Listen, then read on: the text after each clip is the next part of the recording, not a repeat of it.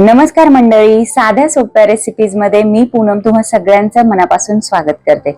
आजची आपली रेसिपी आहे मसाला भेंडी। भेंडीसाठी लागणारे साहित्य पाहूयात। अर्धा पाव ते 150 ग्रॅम अशी मी भेंडी छान वॉश करून घेतली, पुसून घेतली आहे आणि आता मी ही अशा पद्धतीने कट करून घेणार आहे। तुम्ही सुद्धा भेंडी अशीच कट करा, ज्यामुळे भेंडीला मसाला छान इव्हनली कोट होतो आणि दिसायला सुद्धा खूप सुंदर दिसते। तर अशी भेंडी मी कट करून घेते।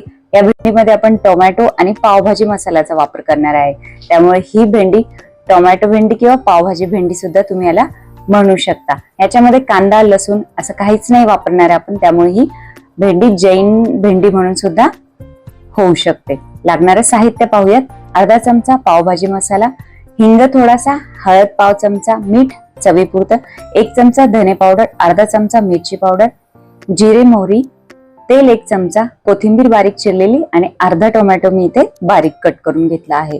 कढई तापत ठेवली, कढईमध्ये 1 चमचा भरून तेल टाकूयात। सगळ्यात अगोदर तेल तापल्यानंतर जिरी आणि मोहरी ऍड करूया। पाव चमचा मी इथे घेतली आहे। मोहरी जिरी तडतडल्यानंतर त्यामध्ये आपण हिंग आणि हळद घालूयात आणि त्यानंतर आपण त्यामध्ये टोमॅटो लगेच ऍड करणार आहोत, जेणेकरून आपली हळद आणि हिंग जळणार नाही। टोमॅटो थोडस एक 30 सेकंड साठी तुम्ही मिक्स करून घ्या आणि नंतर त्यामध्ये भेंडी ऍड करूयात आपण। नेहमी तीच बोरिंग भेंडी बनवण्यापेक्षा अशा वेगवेगळ्या प्रकारच्या भेंडी बनवून तुम्ही खाऊ शकता आणि तुमच्या फॅमिलीसाठी सुद्धा बनवा। भेंडी मिक्स करूयात आणि नंतर आपले जे जे स्पाइसेस आहेत ते सगळे ऍड करून घेऊयात। अर्धा चमचा मी इथे मिरची पावडर टाकतेय, त्यानंतर धने पावडर 1 चमचा भरून। धने पावडरची टेस्ट खूप सुंदर येते या भेंडीमध्ये, म्हणून तुम्ही चमचा भरून वापरा। पावभाजी मसाला अर्धा चमचा टाकते मी इथे, थोडीशी कोथिंबीर आता टाकते आणि थोडीशी नंतर टाकणार आहे। मीठ चवीपुरतं ऍड करूया। पावभाजी मसाल्यामध्ये थोडासा आंबटपणा असतो, त्यामुळे भेंडीला खूप छान टेस्ट येते। तुमच्याकडे नसेल समजा पावभाजी मसाला तर तुम्ही याच्यामध्ये किचन किंग मसाला किंवा गरम मसाला, सब्जी मसाला असा कोणताही मसाला तुम्ही यूज करू शकता।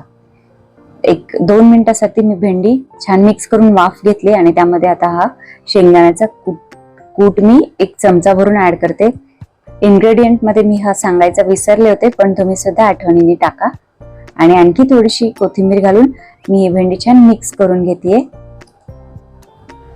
एक अर्धा मिनिट अजून या भेंडीला वाफ घेऊयात आणि नंतर गॅस बंद करून अर्धा ते 1 मिनिट अशीच भेंडी वाफेवर होऊ द्या आणि नंतर मी ही भेंडी सर्व करून घेते।